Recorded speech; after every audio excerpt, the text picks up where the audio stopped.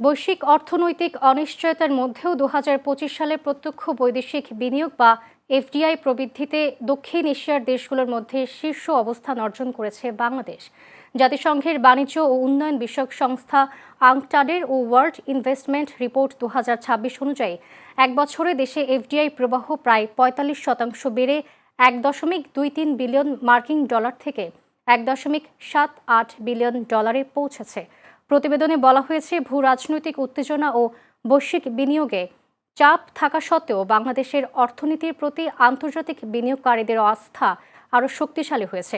একই সঙ্গে উন্নয়নশীল এশিয়া বিশ্বের প্রধান বিনিয়োগ গন্তব্য হিসেবে অবস্থান ধরে রেখেছে এবং উৎপাদন শিল্প, সেবা, অবকাঠামো এবং প্রযুক্তি নির্ভর খাতে বাংলাদেশের আরও বড় সম্ভাবনার কথা উল্লেখ করেছে আংটাড। বিশ্লেষকদের মতে, বৃহৎ অভ্যন্তরীণ বাজার, প্রতিযোগিতামূলক শ্রমশক্তি, কৌশলগত ভৌগোলিক অবস্থান এবং চলমান অর্থনৈতিক সংস্কারের ফলে দীর্ঘমেয়াদী বিদেশি বিনিয়োগের জন্য বাংলাদেশ ক্রমেই আরও আকর্ষণীয় গন্তব্যে পরিণত হচ্ছে।